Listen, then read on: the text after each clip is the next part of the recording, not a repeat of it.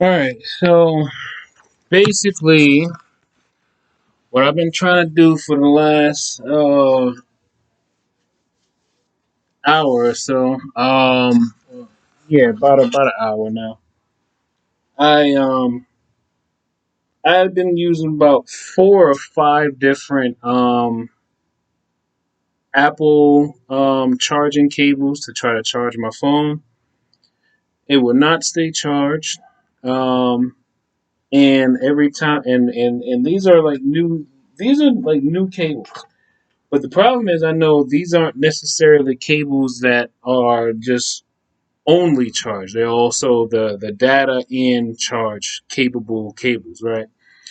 So I've been having issues with trying to charge my phone, but no matter where I plugged it up in the house, it would never stay. It would never charge. The only time it would charge is if I turned the phone off while it's plugged into the wall, and then I would turn the phone back on, and then it would show that it charged some. It refuses to charge while it's actually on. So what I figured I would do is do a hard factory reset. So you see, I did a hard factory reset, and I had changed my passcode, right? And I remember the passcode I changed it to. Now all of a sudden, I can't actually access my phone from the passcode I changed it to. So now I'm trying to do. I done did about like 4 different factory resets, and it's still, asks that for whatever reason it refuses to open.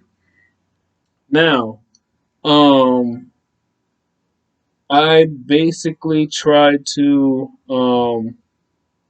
It's already bad enough. Remember, we're talking about remote neural monitoring, so they're watching everything that I do. They know what my Apple ID password is. They know what my Apple ID username is. Um, you know, and for the most part, look, this is my video. This is my video evidence stating that at time is now 9:23. I first started doing the iPhone reset. I first started the reset around 8, somewhere about like 8:20 p.m. And basically, I'm trying to see if I could regain function of my phone. And for whatever reason, none of the chargers, none of the cables. There's at least about four four cables here. None of them seems to work.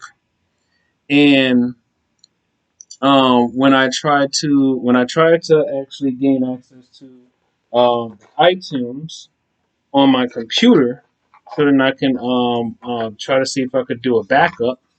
Because once I did the reset, I tried to do a backup, like a backup, but for whatever reason, the iTunes wouldn't open on my laptop.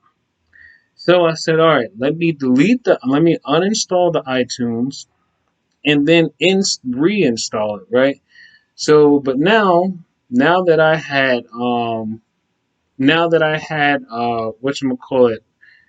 factory reset my iPhone, um, the now that I factory reset the iPhone, the iTunes is trying to find a way to verify my authenticity to actually basically authorize my laptop to use my user ID. Um, what I'm gonna call it?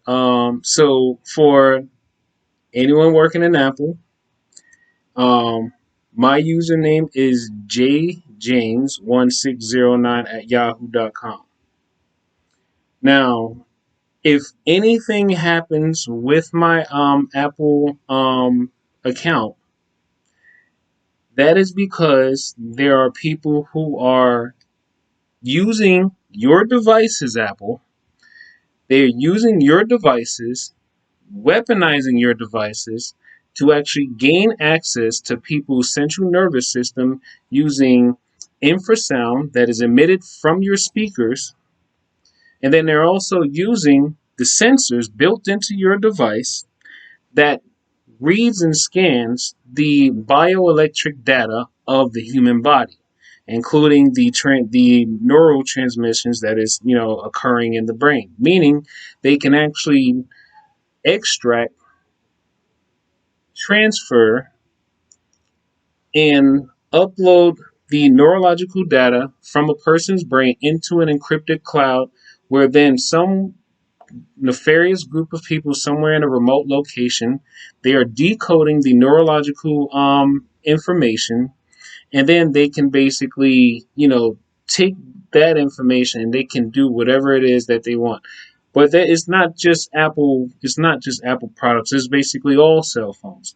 Not only just that, if you download an app called infrastructure. Oh, wait, no, architecture of radio, you will find all over the world, not just in New York City, you will find all over the world there are these digital cell towers that have no physical location. I have definitely tracked down several of these towers, and they would all show that they're within meters of wherever you are. If you remember, it's called Architecture Radio. Use that app, and I bet you they are all transmitting data. They are all transmitting data. Use that app, and I bet you will not find that cell tower at the physical location where it's supposed to be at. This is a form of electronic harassment, and also it's basically a form of cyber holocaust. But because if you understand the weaponization of frequencies, where a very low or extremely low frequencies can be used to destroy the cells in a person's body, let alone there is a frequency to cause death. If someone can hack a phone, they can use the phone as basically like a middleman to emit frequencies from the phone to cause neurological and physiological damage to the cells in the body, including causing the cells to basically, once they find the resonant frequency of a particular cell, they can basically cause the cell to vibrate with such velocity that it generates heat, and then the cell basically becomes damaged or becomes cancerous or just straight up die and no longer be able to repair itself. So this is my evidence to prove that if anything occurs after 8:15 p.m. with username jjames1609 at yahoo.com, that is my Apple ID. If anything occurs with my account, this is testimony that I do not have access to my phone. So um and as I can hear the perpetrators who are all around watching and celebrating because I don't have access to my phone, and whatever the case may be, you know they've been basically plotting and scheming all kinds of ways to try to see if they can set me up to go to prison, whether it's by slander or using falsified data to basically try to incriminate me for things I did not do, um, not excluding probably downloading images on any device that I may own that I did not download. So, and this will also be the second time that someone may have done something nefarious with an ID or email account that I've had. My chief boy, CHIEFBOY35 at gmail.com, was also hacked by this nefarious group, where they basically hacked my account and then changed my recovery email addresses and my recovery phone numbers. They also hacked my cbj1609 at AOL.com account, which was also in Apple ID. They have hacked that and also changed the, basically changed all the recovery information on that as well. I called iTunes, and iTunes basically told me there's nothing that they can do. You just have to create a new password. Create a new user ID. So this is my video. This is my video evidence to show that I have no access to my information, so that I can be able to successfully regain access to my device and continue to use your product. Should anything happen, um, I am actually on the verge of collecting information from other people who consider themselves targeted individuals, who will also take their devices and use their devices as evidence to prove that Apple is not providing enough protection for their customers from people who are hacking their devices and then using their device as a means of a weapon to manipulate a person's central nervous system and well, for the most part, and there's a lot. There's a lot of people. Tens of thousands, if not hundreds of thousands of people who are being manipulated by your devices. But it's not just you, Apple. It's Androids too. So this is just a reminder that your devices are not properly being safeguarded from nefarious groups who are actually gaining access to people's body. Why? Because the human brain basically acts just like a computer as well.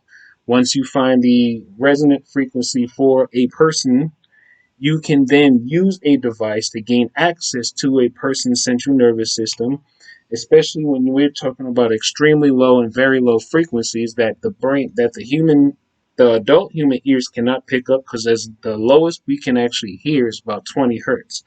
So anything lower than 20 hertz, we can't actually hear it. But I have actually discovered, well, I'm not going to say discovered, but I stumbled upon the best way to know if if your device is actually connected to you. take your thumb take your thumb or your finger, and you place it right over the receiver, just like that. If you place your finger over the receiver and you feel a tone drop in your ears, that is letting you know that your device is connected to your brain and someone is actually using your device to gain access to your body.